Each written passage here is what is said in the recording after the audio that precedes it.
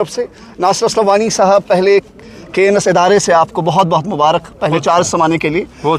ناصر صاحب یہ پہلا وزٹ تھا آپ کا یہاں پہ, کیسے دیکھتے ہو اب کی سرکار کو جس طرح سے آپ کا وزیر اعلیٰ اس وقت دلی میں ہے اور بہت تنقید بھی ہوئی, ایک فوٹو باہر آیا آپ کے جو سیاسی حریف ہے بہت تنقید کی آپ پر, اس کو کیسے دیکھتے ہو؟ آپ کو یہ اپریشیٹ کرنا چاہیے کہ 8 دن میں ہی اتنے جو ہے پرو ایکٹیو سرکار ہے کہ ہمارے مخالفین جو ہے وہ تھوڑا سا اس سے ہل گئے. ہمارے چیف منسٹر صاحب نے یہاں پہ بھی جو فیصلہ جات لیے, جو انہوں نے اپنے منسٹر صاحبان سے جو انہوں نے ڈپارٹمنٹس کے ریویو کرائے اور جو لوگوں کے مفاد میں جو فیصلے ہیں وہ لینا شروع کیا. دلی میں سرکار سے ملنے کے لیے گئے, ملک کے وزیر اعظم سے وہ ملے, وزیر داخلہ سے ملے, باقی وزراء سے ملے. اس ریاست کی جو ہے شکل واپس لانے کی کوشش کی کہ ہم کو ریاست واپس ملے. اس میں سب سے بڑی بات یہ ہے کہ دلی کی گورنمنٹ نے پورا جو ہے ایشور کیا ہے کہ وہ کوآپریٹ کریں گے JNK کے سرکار سے تاکہ لوگوں کے مسائل حل ہو سکیں. تو جب آپ کو یہ لگتا ہوگا کہ لوگوں کے مسئلے حل ہونے والے ہیں تو لازمی طور پہ اپوزیشن تھوڑا سا ہل جائے گی, اور یہ لازمی ہے, ان کا حق ہے مخالفت کرنا, لیکن ان کو یہ بھی سوچنا چاہیے کہ تھوڑا بہت صبر تحمل رکھیں.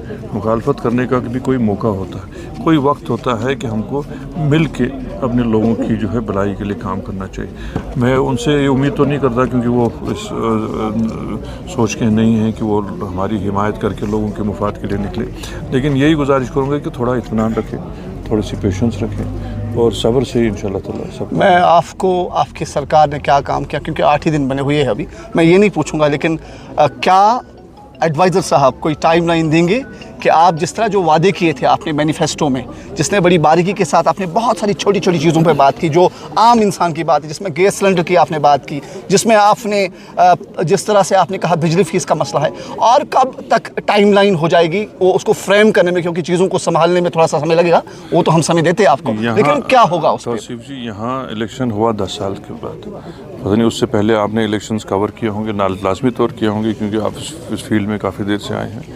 مینیفیسٹو جو بنتا ہے وہ سرکار کی مدت کا بنتا ہے. سرکار 5 سال میں بنی, 5 سال کے لیے بنی, اور مجھے پوری امید ہے کہ اگلے 5 سال میں ہم اپنے مینیفیسٹو کی سارے جو اتنے وعدے ہیں وہ پورا کریں. سیاسی طور پر آپ کا سیاسی حریف کہتا ہے کہ ووٹ یہاں سے BJP کے خلاف لیا, لیکن اب اسی کے پہلو میں جا کے بیٹھے ہیں, اس لحاظ سے یہ صرف وہ نہیں, یہ آپ کی بھی سوچ ہے. یہ میں آپ کو بھی گزارش کروں گا کہ آپ بھی اپنی سوچ تھوڑا سا پازیٹیو کیجیے. ابھی اگر چیف منسٹر اسٹیٹ کا پرائم منسٹر سے نہیں ملے گا تو کس سے ملے گا؟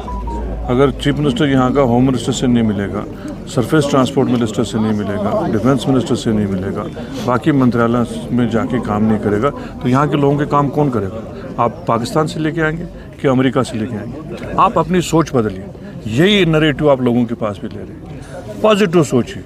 یہ کوئی BJP کے پاس نہیں گیا, کوئی جب میں یہاں اس وقت آیا ہوں تو میں پہلے پوری بات سنیے, نہ میں کسی پارٹی کے حساب سے آیا ہوں, میں گورنمنٹ کا ریپرزنٹیٹیو بن کے آیا ہوں.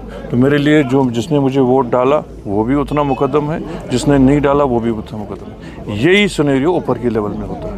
جب چیف منسٹر بنتا ہے یہ سب کا بنتا ہے, یہ کوئی اپنی پارٹی کا نہیں بنتا ہے. جو وزیر اعلیٰ ملک کا ہوتا ہے وہ بھی کوئی ایک پارٹی کا نہیں بنتا ہے, وہ ملک کا وزیر اعلیٰ ہوتا ہے. اور اگر ان کے پاس جا کے ہم اپنے ملک یہاں اسٹیٹ ہوڈ کی بات نہیں کریں گے تو کیا کپارہ میں آپ سے مانگوں گا؟ فاروق صاحب جس طرح یہ پہلے کہتے ہیں الیکشن سے پہلے کہ پاکستان سے بات ہونی چاہیے, جو ہی الیکشن ختم آپ پارٹی حکومت میں آتی ہے اس کے بعد کہتے ہیں تو پاکستان سے کوئی بات نہیں ہوتی ہے, اور BJP کا سنیل شرما کہتا ہے کہ میں تو فاروق صاحب کی بات کی تائید کرتا ہوں. تو یہاں پہ عوام جب باتیں مکس ہوتی ہے تو عوام کنفیوز ہو جاتی ہے. دیکھیے جناب, ہر چیز جو ہے وہ کسی ایک جو ہے معیار پہ کسی ایک جو ہے دائرے میں ہوتی ہے.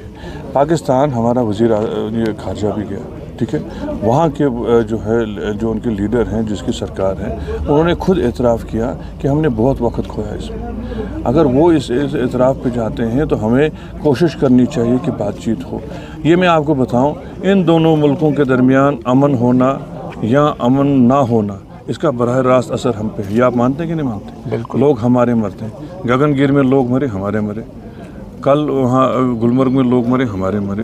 परसों हम पुलिस की फंक्शन में गए थे, इंसान का दिल टूटा जब मैंने लिस्ट देखा कितने लोग शहीद हुए हैं पिछले 1 साल में यहाँ। तो ये इसका खमियाजा सिर्फ हम पे पड़ता है। तो सबसे अच्छी चीज़ है कि अगर इन दोनों मुल्कों के दरमियान अमन हो, वो किस तरह हो, क्योंकि ये जो है एक्सटर्नल अफेयर्स का मामला है, हुकूमत को किस तरह से उनके साथ करना पड़ेगा और लाजमी तौर करना पड़ेगा। और हमसाया मुल्क को भी मैं यही कहूँगा कि अगर मेरी बात आपके ज़रिए से कोई आप वहाँ पहुँचे कि हमें अब अपने हाल पे छोड़ दीजिए। 35 साल से हमने बहुत मुसीबत देखी और हम चाहते हैं कि अब ये 10 साल के बाद एक अवामी सरकार बनी है, हम चाहते हैं कि हम अमन का दिन देखें, अमन हमारे नौजवान तरक्की करें, हम जो है नॉर्मल ज़िंदगी गुजार सकें, हमेशा खौफ और राज की ज़िंदगी ना गुजार सकें। और क्या ये हमारा हक़ नहीं बनता है? उसमें हर पहलू हम ढूंढते हैं। अगर फारूक साहब ने ये कहा कि बातचीत करो, ख़त्म करो ये मसले को, तो क्या गलत कहा? फारूक साहब जिस कद के कद्दावर नेता है और जिस सियासी तौर पर नेशनल लेवल पे उसे माना जाता है, उनकी बात को वज़न दिया जाता है। मैं आपको दूसरी बात उठाता हूँ। एलजी साहब हमारे हैं यहाँ पे, तकरीबन उमर साहब तकरीबन पिछले 2 दिन से बाहर है, वज़ीर आला से मिल रहे और वज़ीर आज़म से मिले। तो जिस तरह से कल तनवीर सादिक साहब का एक बयान बाहर आता है, उसमें उन्होंने कहा कि एलजी साहब को अभी जो चुनी हुई सरकार है उसे काम करना दीजिए। तो थोड़ा तफसील के साथ उस पर थोड़ा बात करें, क्या था वो? क्या अभी रुक जाइए, नया अरेंजमेंट है। पहली दफ़ा यूटी में इलेक्शन हुआ है, पहली दफ़ा हम स्टेट के बगैर हैं। ये सबसे एम्पावर्ड स्टेट और सबसे एम्पावर्ड असेंबली थी, आज नहीं है वो। तभी तो हम चाहते हैं कि सबसे पहले हमारा स्टेट रिस्टोर हो। अभी ये जैसे जो हालात यहाँ पिछले दिनों बने, मैंने कल भी आपसे कहा, आज भी कहूँगा कि इस जम्मू कश्मीर को डोल कंट्रोल में नहीं रख सकते कि आपका जो है सिक्योरिटी ग्रिड एलजी साहब देखें, बाकी सरकार जो है उमर साहब देखें, ये नहीं चल पाएगा। यहाँ स्टेट रिस्टोर करना बहुत लाजमी है। यहाँ यूनिफाइड कमांड का जो हेड चीफ मिनिस्टर होना चाहिए और उमर साहब इसलिए भी होना चाहिए क्योंकि इनको एक्सपीरियंस है। जब ये पहले वज़ीर आला थे उस वक्त उन्होंने वो चलाया हो, इनको पूरा तजुर्बा है। इनके तजुर्बे से हमको फ़ायदा लेना चाहिए। ये जो 2 चैनल्स यहाँ चलेंगी, इससे इस रियासत का खुदा न खास्ता नुकसान ज़्यादा होगा।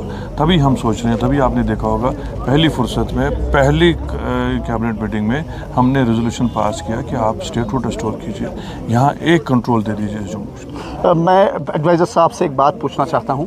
एडवाइज़र साहब, क्या इस असेंबली सेशन में जो 1 नवंबर से तकरीबन शुरू होने वाला है, क्या इसी में रेजोल्यूशन आएगी आर्टिकल 370 और 35A पे? ये बहुत आप कबल वक्त की बात पूछ रहे हैं। जिस दिन लेजिस्लेटिव पार्टी की मीटिंग होगी इन सब चीज़ों पे बात होगा, किस तरह से करना होगा हम ज़रूर करेंगे। लेकिन आप ये इत्मीनान रखिए कि जो हमारी कॉन्स्टिट्यूशनल गारंटीज़ हैं, जो 5 अगस्त 2019 को हमसे छीना गया, उस सब की हुसूलियाबी के लिए, वापस लाने के लिए जिस हद तक हमको करना पड़ेगा मेहनत हम करेंगे। नासिर साहब, अपना समय देने के लिए बहुत बहुत शुक्रिया। और जिस सियासी एतबार से जिस तरह से नासिर उस्मान वानी ने बड़ी बेबाकी के साथ बात रखी और हुकूमत के कामकाज के लिए लोग आवाम से वक्त मांगा, क्योंकि ज़रूरी है जिस तरह से इस वक्त के हालात है, स्टेटहुड नहीं है चीफ मिनिस्टर के पास, वो जिस दायरे इख्तियार में काम कर रहा है, इसमें कहीं ना कहीं पे उसे वो स्टेटहुड मिलना चाहिए और उसके बाद आवाम तक, आवाम की खिदमत।